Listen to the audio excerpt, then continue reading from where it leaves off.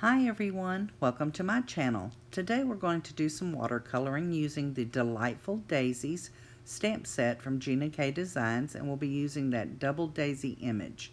I have Arches cold press watercolor paper that we will be using, and I already have the image in my Misty.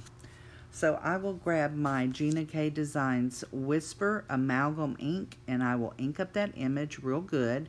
And then I have my Stamping Bug glider that I will rub all over the image, and that helps apply even pressure so the image comes off on that rough textured paper a little better. I believe I did ink it up twice. Here I am coloring the leaf with water, and then I'll go back in and drop in some color, some pigment, and I'll let it spread. Of course, then I help move it around with my brush. Now, one brush I like to usually keep just with water in it, and then the other brush I like to have pigment in it. That don't always happen that way, but I try to do it because I like having one brush that I can just use for water instead of having to rinse off pigment each time, and I feel like I'm wasting it when I do that. But watercoloring is very relaxing and therapeutic to me, so it does take me a while to do, and so I have sped up some of the footage here so you don't have to watch me do all of this in real time, because it took me several hours, and you know, who's got the time to sit and watch that? So I have sped some of it up, and I've deleted some of the footage that was just really repetitive.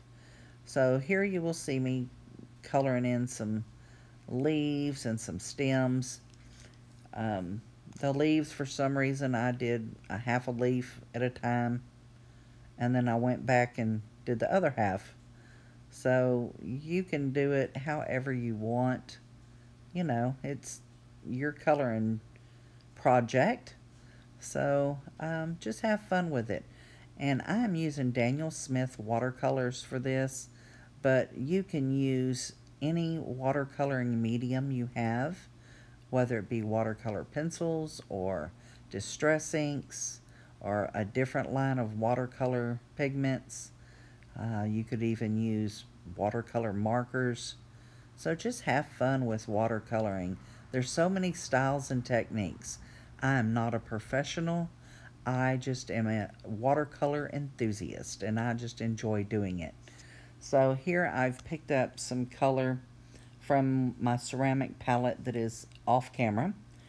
It's kind of that yellowy color, kind of a yellowy orange.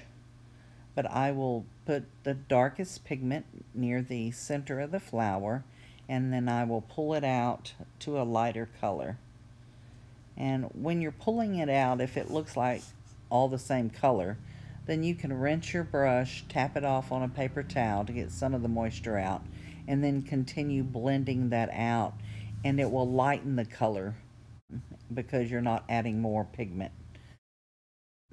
And also you will notice that I skip every other petal, and that is because if you do the one right next to it and you touch it, the color will have a tendency to bleed over, which I have seen some artists do that, and it's very beautiful.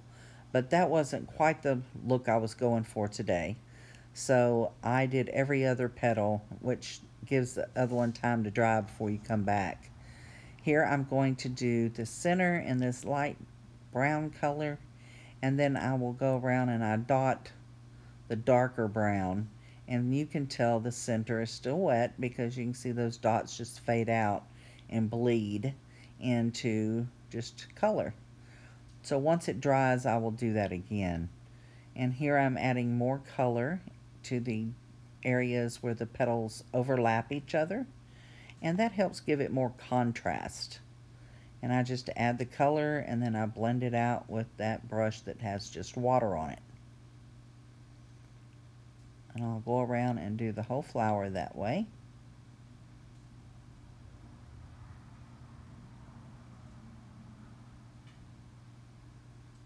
And here I'm going, you can see the dots hold their shape a little better now because the circle isn't as wet. And I will just dot it around until I can get the look I'm trying to achieve, which I want there to be a highlight area.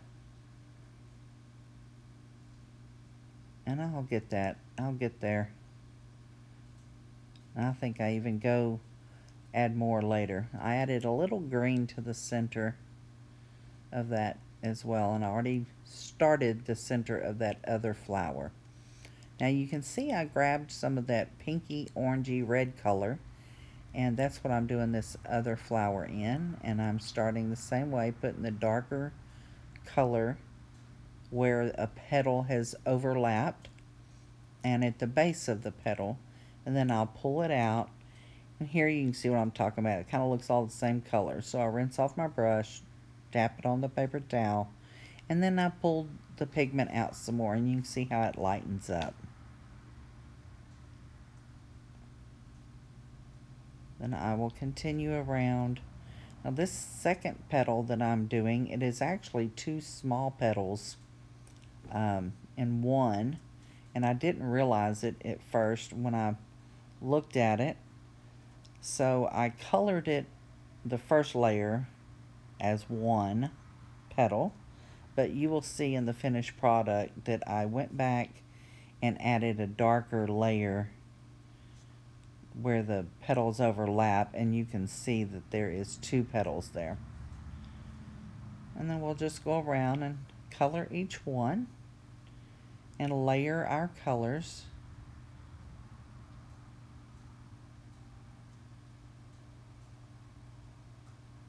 And I wanted the tips to have a little darker color, so I just did a little dot of color, and I'm adding a little water to pat it out and blend it so it will not just look like a orange tip or red tip on the end of the petal. And here I'm adding more color for contrast so my petals will stand out, and we'll blend it out really well.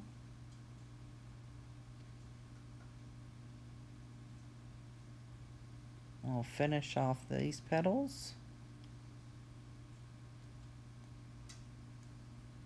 and then we will work on the centers again here shortly. I've started on the background. I decided to do it in this blue, so I watered it down really well because I didn't want it real bright, and then I just go around with my brush and add water to the paper, and then I'll add the pigment and pull it out, and then it hits that wet paper, and then you can see it just kind of bleeds out. And then I'll just blend it out some more. I wanted it to have that real washy, watercolory background look to it.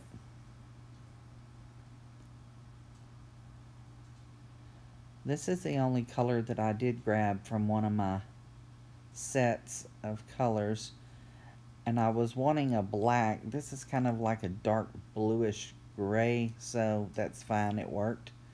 And I'm just adding the dots around, and you can tell the centers are dry because the dots are staying dots. They're not bleeding out and melting into each other.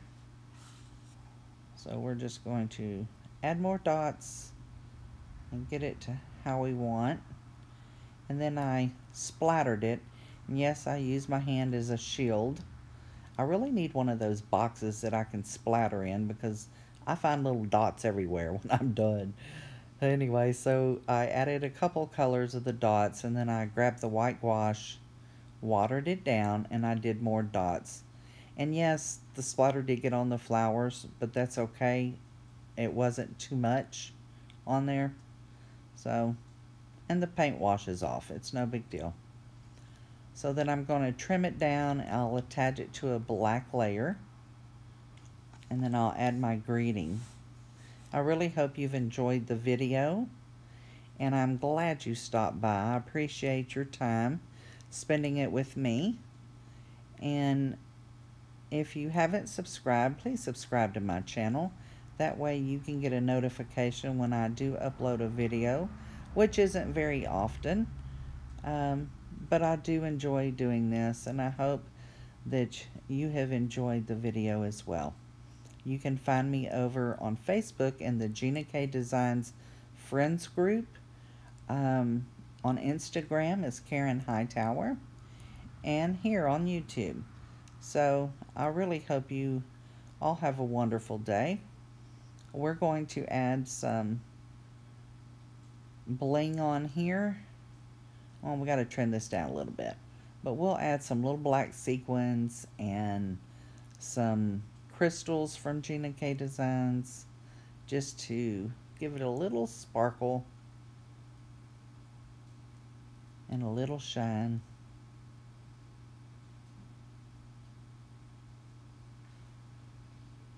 I did have to cut these foam squares in half because they were too wide for my greeting.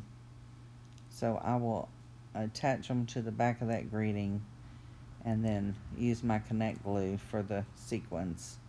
And I really love that glue in that little bottle. It makes the tiniest little drop of glue. Yeah, that sequin gave me a hard time there. Anyway, see, it's all nice and shiny and sparkly now. And that's the card project. I hope you enjoyed it. Have a wonderful day, and I will see you again soon.